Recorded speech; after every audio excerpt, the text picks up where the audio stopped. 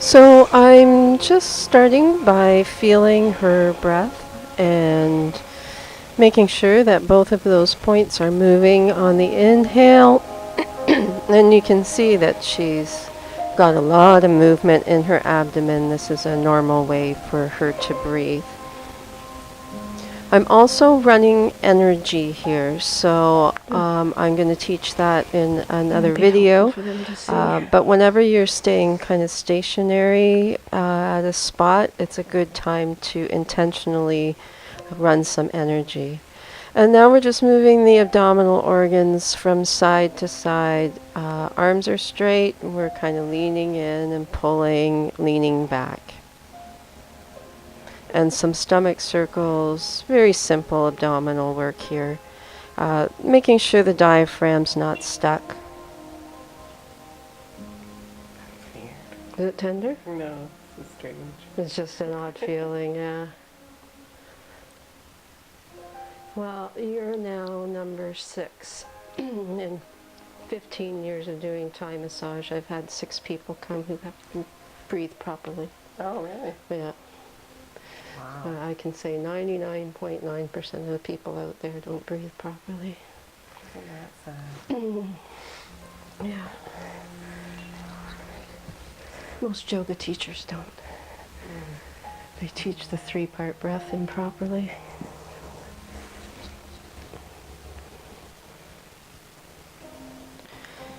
So rocking from side to side for the footwork, opening up the foot. It's not a pressing flat down on the bone, it's rolling it kind of out. And then moving up the legs, circles around the knees.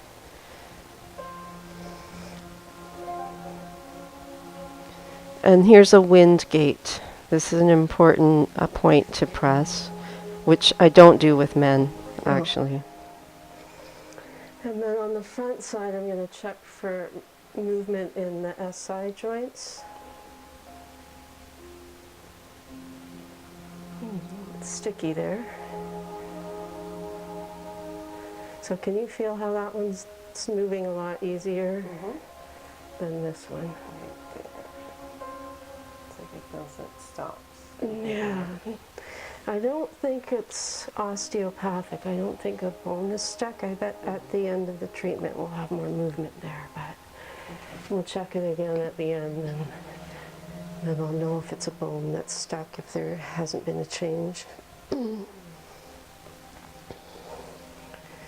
then it's just a couple minute fix to get it moving again.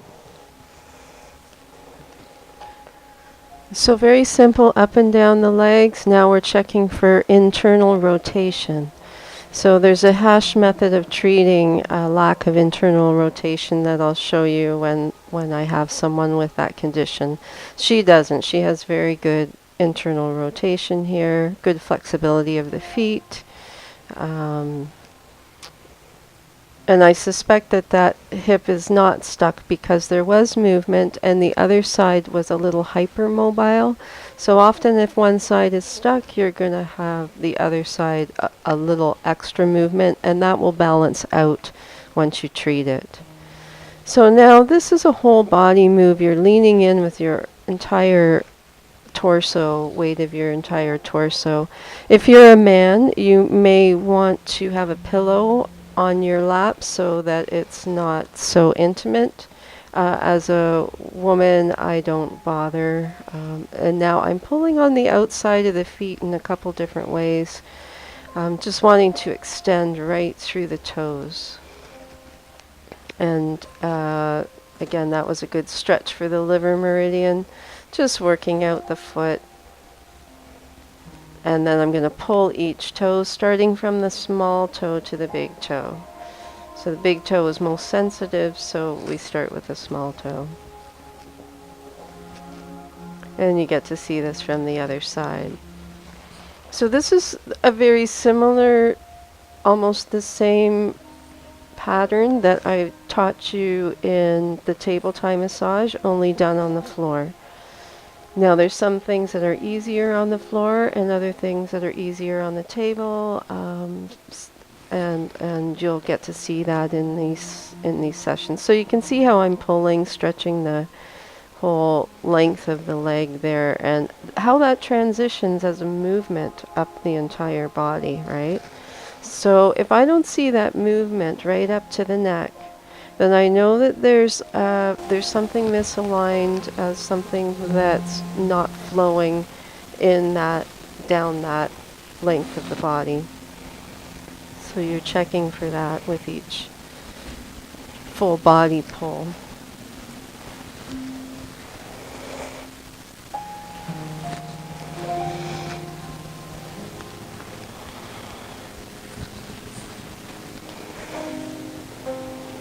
And so you can see that my outside knee is not going over my feet, and I may even adjust at some point if I feel that I'm moving too far forward.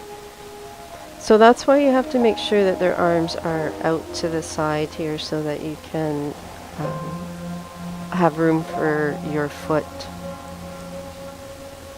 And I'm leaning in with my body weight. I'm not pressing into her leg much with my torso here. Most of the direction of the pressure is from my hands that are in her inner hamstrings there. So I've moved into the proper position there with that leg move. We always want one leg up. We don't want to be kneeling on two knees forward. It's too hard on the back. And then again, you can just see I'm leaning my weight in the appropriate amount for that client. I've switched legs so that I can stretch right from the hip bone out to the knee there. It's a very good stretch. And you're feeling the pull. So as both hands are there, you will feel the stretch. And some people are quite sensitive around the hip bone. Generally, there will be some kind of misalignment if that's the case. There could also be internal inflammation in that area if a person has digestive issues. This is a very common technique in Thai massage, using the feet to press the hamstrings. And you can see that my right foot is pulling her calf. So it's a 3 press, kind of press one with the foot, pull the other foot away, pull the heel away and lean back. And now I'm rotating the quads over the bone, and I'm also applying pressure with my feet into the hamstrings here. And then I'm just leaning back. Now some clients are not flexible enough to do this pose, so you just skip it. If you can't bend their knee that much, it's not going to work. And I'm pulling the whole muscle away from the bone towards me here with both hands.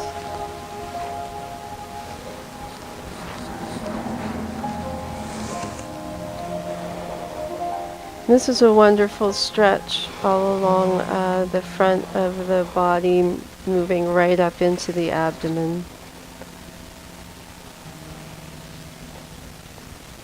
I do use my muscle strength here just a little bit because it seems to give me a little more grip. So that's one little exception where my arms aren't entirely straight. It depends on the person. Sometimes they can be. And here I'm just clasping right on either side of the meaty part of the gastrocs, and then right in the middle. So my fingertips are curled and touching, and I'm pulling the gastrocs apart from the center of the calf there.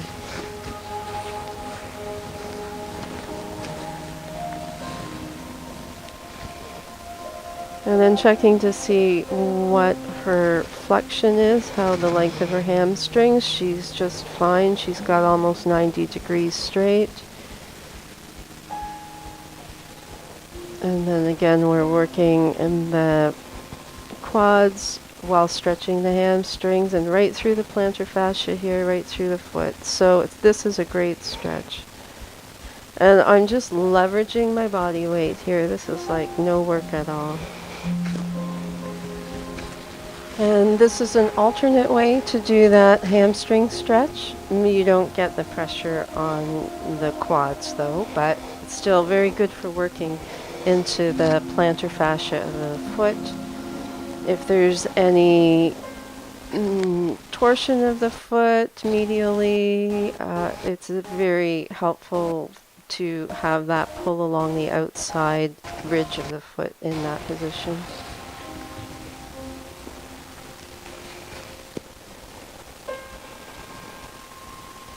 And this is the stretch that's going to help shift her ilia back and get more movement in through the ilia. So at the end of the treatment, if that's not moving better, I would keep her in that position for a little longer. But I'm suspecting that it's going to work itself out, that it's muscular. If that bone was actually stuck, there is a method to shift that with the Hesh method, and I'll show you that in another video as well. Again, you can see the movements right to her head, through her body. So I know that I'm pretty sure nothing's really stuck. You don't often get that much movement if there is something osteopathic going on.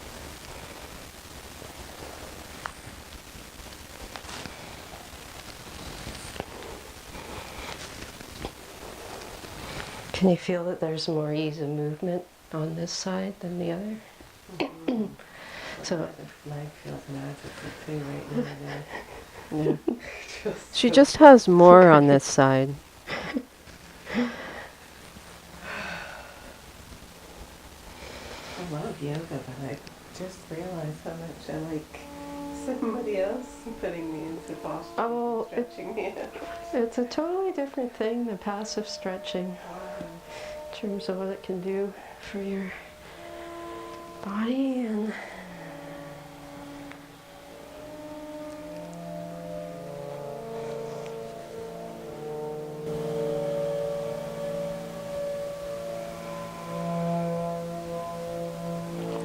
so depending on the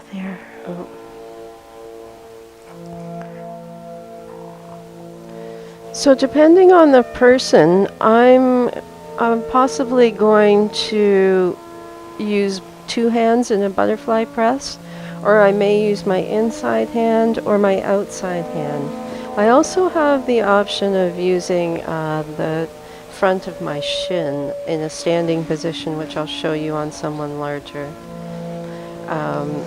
It depends where the person's knee ends up, if it's close to the shoulder or not, or if it's the leg's externally rotated. That will determine whether I use a butterfly palm there or one hand or the other. So I'm using what's available. You have to modify for your client and the pairing of you and your client. So again, you can see my back is straight. I'm simply leaning in. Very easy. I give a little pressure on the heel there as I'm adjusting myself. I'm very aware of how much pressure I'm putting on that person, and I'm never putting tender in here, perhaps? No? I can feel it. It's not too bad. Yeah, it's a grip. Noticeable. Yeah, yeah. Absolutely. That tendon's gripping.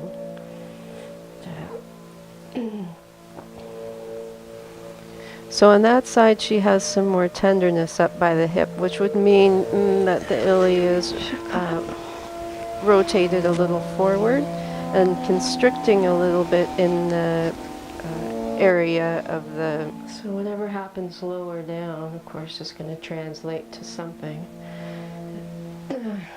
in the upper body. Yeah.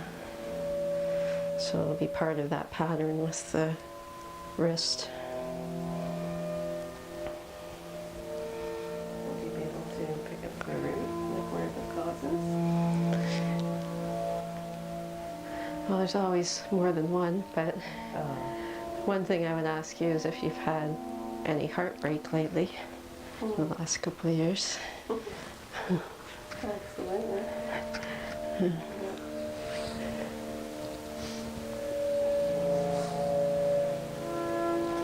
She has some swelling around the pericardium of her heart, and that's translating into some tension in the wrist around the heart meridian and the triple heater. So I'll be doing work in that area for sure with her.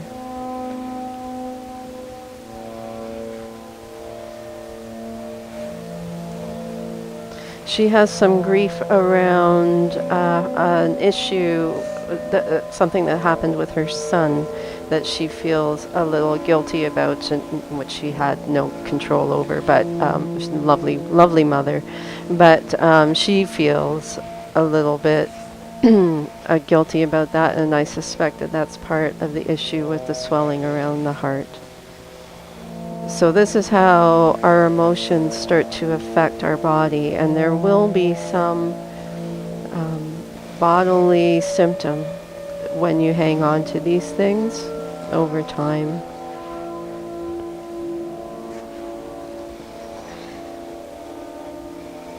Now you can see how I'm pulling on the calf there and just leaning back. My arm is straight. My other hand is just being the mother hand on the knee, giving it some support so she feels like she doesn't have to. And then I sometimes bring my other leg in. You can see me doing that here just to stabilize the outside of their leg if it feels like it's going to move around too much. And there I'm pulling the calf away from the bone.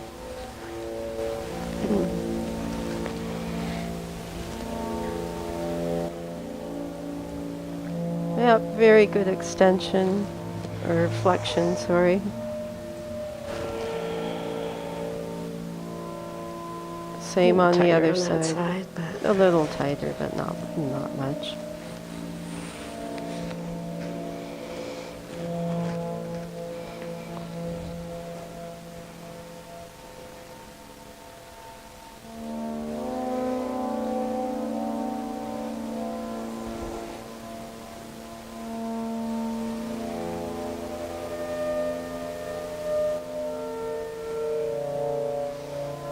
Normal extension is now 80 degrees. It used to be 90. I think 90 is probably a good degree of flexion to go for, lengthen the hamstrings, but only if you have extension to the same amount. So a lot of yoga teachers you're going to find they have long hamstrings, but they're short through the quads. They do too many forward bends, not enough opening up through the chest and the front of the body, not enough back bends. So that's a common pattern that you're going to see.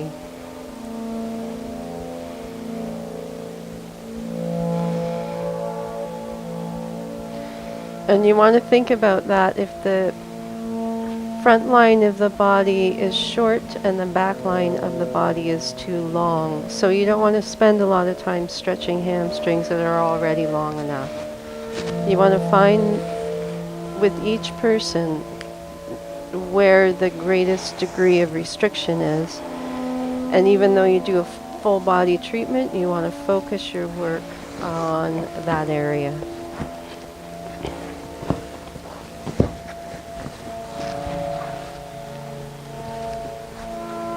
So now we're moving into side position.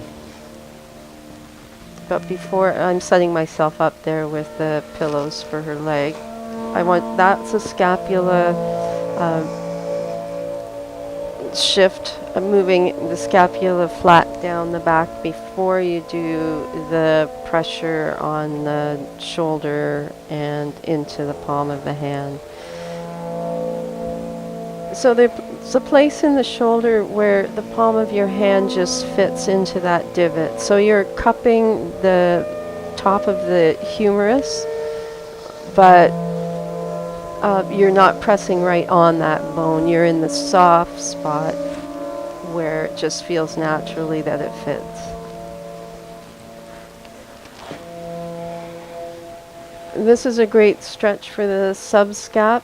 It is often very tight when people have rounded shoulders, and if they are suffering from frozen shoulder, this is all the work that I would be doing with someone with frozen shoulder. So I've got my foot turned on a bit of an angle there, pressing into the armpit. I had my son-in-law in and I said, I bet you never thought you'd have your mother-in-law's foot in your armpit.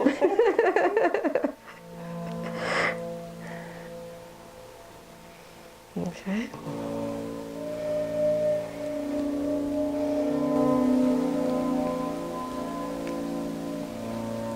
And working through the hands. Now you can use any technique that you know already. I'll do a demo of a more close-up version of this. But this is a general Thai massage technique and routine for the Any discomfort in that movement all on that side? No, okay.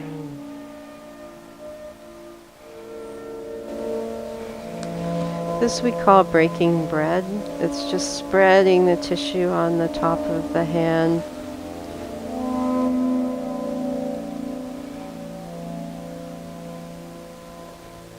And then pulling each segment of each finger. And again, you can see how that translates right up into her shoulders.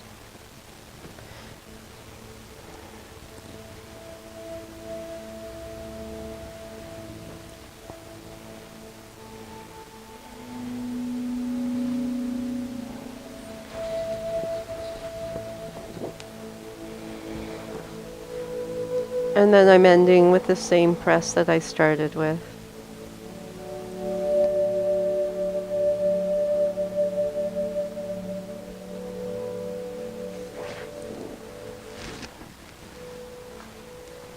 And now we're transitioning into side lying position. I'm going to do some hip rotations.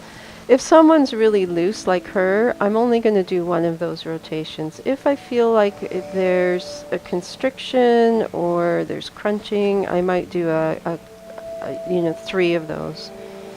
And then I'm using my hip here to increase the and breathe twist. Low and exhale. And I'm just spreading across, leaning in both directions.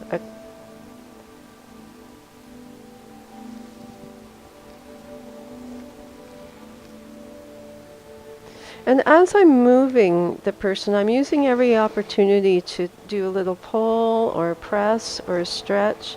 But as I'm moving, I'm very aware of how much I'm pulling or putting pressure. So the person never feels like I've just let everything go on them. That would feel a little... the only people that I'm doing that with are really, really big folks that I can give all the pressure that I can and there's no problem. This is great shoulder work, which we'll go into more detail about. But she's got very good movement in her shoulders. And here you just straight back, lean back. And then if I want to increase the stretch, I lean back with my head as well.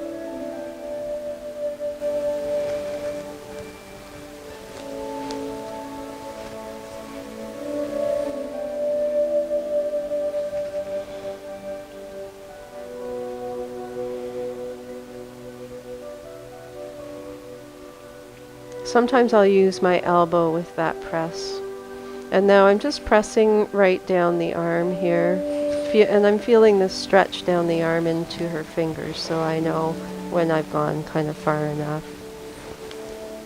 This is another way to work the subscap and really get into the intercostal muscles.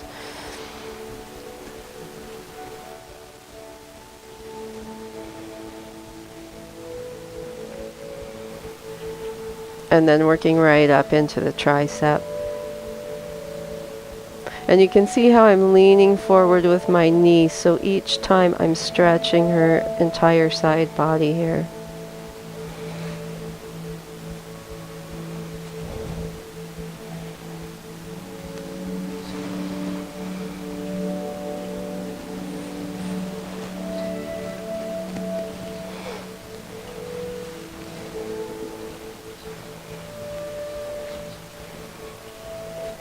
I don't want her to roll forward too much, so the pillow keeps the person from going too much onto the front of their body.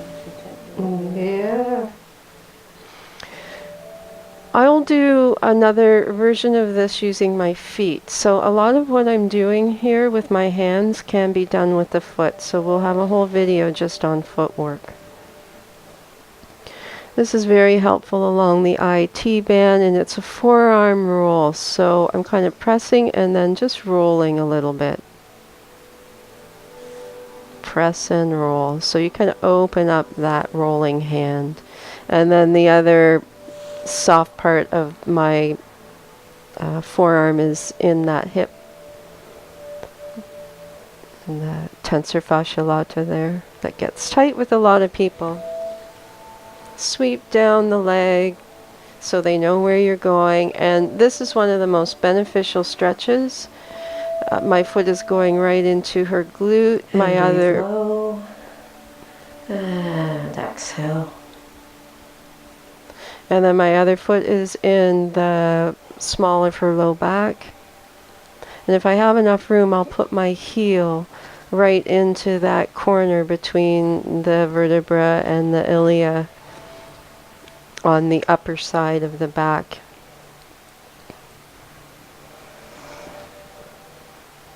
And I like to work down the leg again once I've turned the person back onto their back.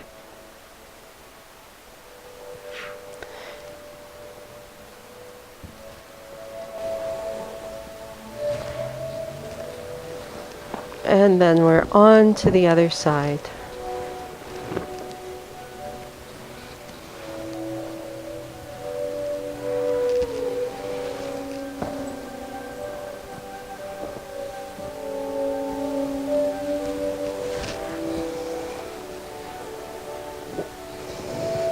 Again, I'm adjusting her scapula down her back on both sides.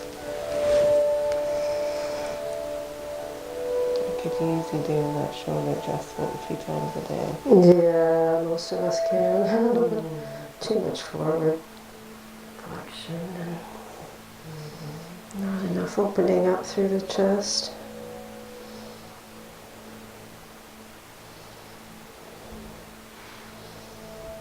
So I can feel it's a little more constricted on this side, and I'm going to stay a little longer. If we'd had more time, I might have worked a little more on this side, but an initial treatment you don't know. So you're going by what they tell you, and then you have to feel where the actual problem is, because often where people feel the pain is not where the problem is. A lot of wrist issues start in the shoulder. So we have to look at the whole line. Where's the most restriction here?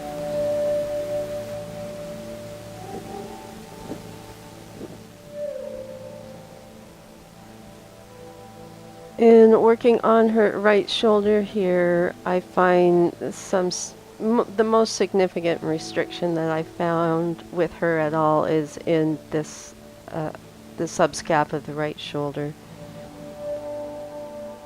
So the next move where I put my foot into her armpit, then I can really feel that restriction. There we are. Oh, here's a problem.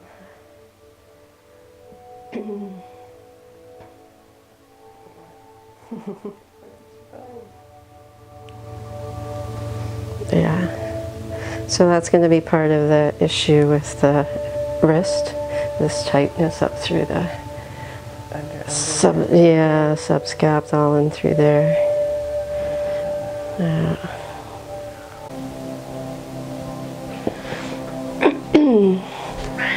Yeah. And I just want to do one more test here of your pelvis to see if we've got lateral movement.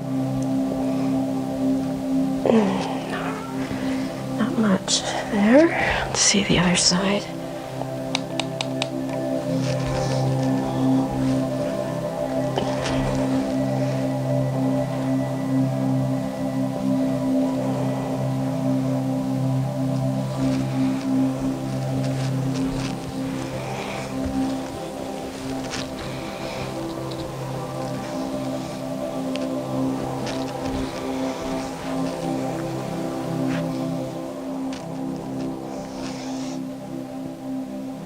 I want to bring the hands a little closer into the body for the next piece of work I'm going to do on the neck and shoulders. And of course I adjusted the scapula again. It opens up the chest. So when you move the scapula down, most people are winged out a little bit, weakness in through the rhomboids in the back.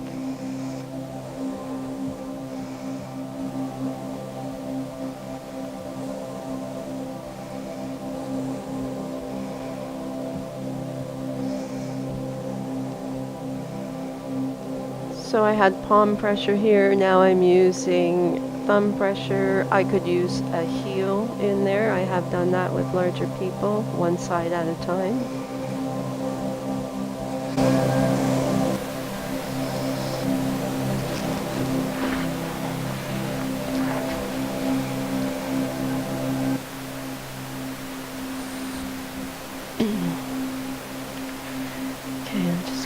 And now I'm going to test for side glide dysfunction using the neck here. Okay. This is the midline of your body. This is the midline of your body. You can see how I can take it to the left quite easily, but it won't go to the right at all. Okay. That's a hip problem. So you have a hip. Stuck to one side. The right hip is out. It's called side glide dysfunction. And we're going to fix that. Okay.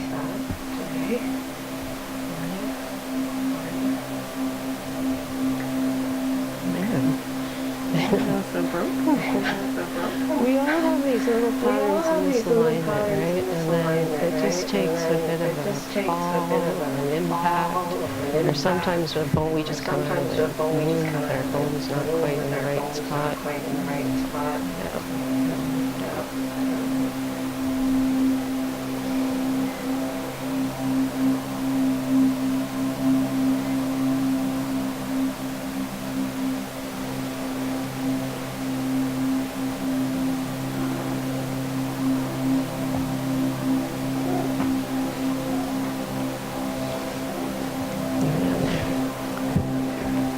Bud does like to join us every once in a while. With some people, that's okay. With other people, no.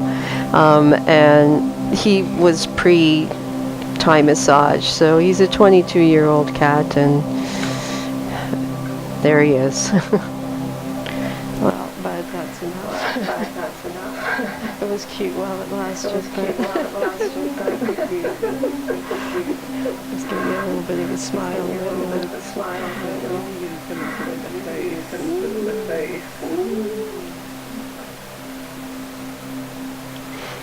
This is such an easy way to give a lot of really nice pressure to the traps.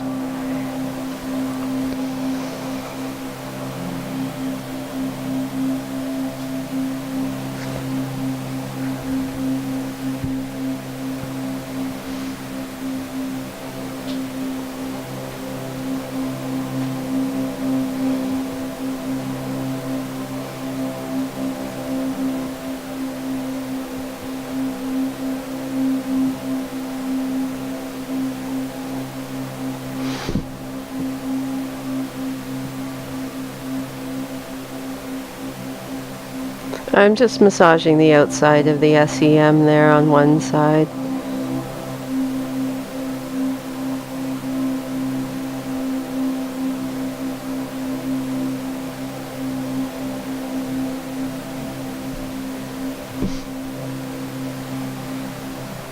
Right under the ridge of the occipital bone. And then again, so here you want to have your heel as close to their neck as possible. If they're wearing a shirt where their skin's exposed, sometimes I'll put a towel there, just so there's no sliding or pulling of the skin.